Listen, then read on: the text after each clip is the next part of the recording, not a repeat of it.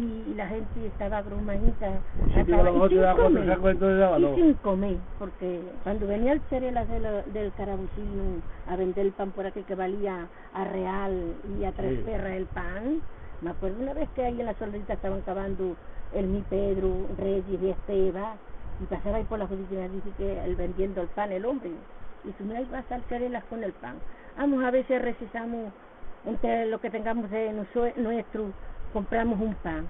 Se lo llevaron a su madre por rebanaditas, mire usted, para hacérselo un caldo en una sopa para que le cundiera más.